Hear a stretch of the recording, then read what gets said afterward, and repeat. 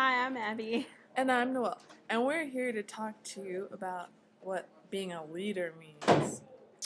All right, Noel, what does leadership look like, and describe the characteristics of a good leader? Well, what leadership looks like to me is being helpful, useful, improvising, thinking ahead, and doing many other things. Um, what do you think a good leader does? I think that a good leader takes advantage of her surroundings and uses all of the things that um, are provided to make the best of the situation. Mm-hmm. Uses their resources like the community or their school or the people around them to make the best of all situations, and they try to improve community and make a difference, pretty much. Yeah. Because you alone can start the ripple effect. Exactly. And then it grows bigger and bigger and bigger. Okay. Bigger. What are some of your experiences as a leader? Well, I've been involved in the leadership class for the past 3 years, and I think that's been really beneficial for me. And also, I guess, outside in your other life, because when you're meeting with more professional, say, people, you can use that knowledge and ability. Yeah, and also, I feel like by being involved in leadership, it has really opened doors for many opportunities. Mm-hmm. Looks very good on your college resume. Yes, it does. But other experiences that I had was I helped out at the national camp this summer, and it really brought into perspective about my personality and what I really like to do, and how I can help affect the lives of others, I guess, so to say. I also feel like just by being involved in sports and maybe being a captain on one of those teams, you can definitely take some of the lessons that you learn in leadership and portray them in each situation that you encounter. Mm-hmm. And then, for you, what are the most important rules that a leader has to follow? I feel like a leader needs to deliberate. Delegate. That's okay. Delegate. I don't know why I said deliberate, but yeah. We need to laugh at ourselves. That's what a leader does too. They That's can, a good point. laugh at A leader can themselves. laugh at themselves and their mistakes and learn from them.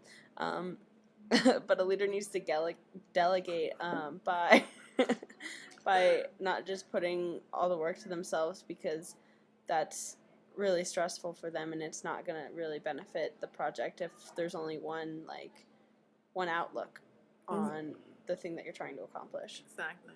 Another rule that I think is important for leaders to follow is listening, because just as well as delegating, you also need to listen to the ideas and thoughts of others. Also, by listening to others' input, you can make a better outcome, because you won't just have one perspective. You'll have many. And exactly. That's definitely important. Yep. And then, do you have an actual leader in your life? One leader in my life would probably be my parents, just because they've always supported me and told me the difference between what's right and what's wrong. And I feel like that's also really important. Also, my parents have allowed me to make mistakes for myself and figure them out, and by doing that, I've learned lessons that I wouldn't learn anywhere else. Mm-hmm. Who are leaders in your life? Well, you pretty much covered the parent aspect of the leaders in my life, but another leader, Mr. Goodman, would be a leader, because he's seen us grow and adapt in our leadership roles and capabilities, and by doing so, I don't know, he's been a good leader, and he's just a good leader. Thanks for teaching leadership thanks, class. By teaching leadership class, you are a leader. Exactly, because you're picking up the slack that no one else wants to do. While teaching us valuable lessons. Exactly, that we can carry on throughout our life, unlike math, because math is hard and no one likes math, because who's really going to graph Palaver us. Okay, sorry. Okay, What areas of leadership do you think are most important for growth as a group? Adapting to any situation and working together, probably. Yeah. I feel like improvising is very important. Just use the resources that you have around you and the people to make the most of the situation. Exactly, because like even though we rant and rave about our family last year, about how close we were, this year it's a whole different set of people, and I guess it's a whole new ball game. So we have to adapt to these new people and their abilities and capabilities that they bring along with them. It's also like a learning experience with the group. Exactly. Which is beneficial for everyone because it teaches us lessons that we probably wouldn't get anywhere else. Working around people's differences, and that's something that you'll carry with you throughout your life. I mean, if you go to a job and you have to, like, work with people that operate differently, then you're going to have to work around that, or things just aren't going to work out. Exactly. 'Cause everything's not going to be perfect. All right, that's what we think leadership is. Ta-ta.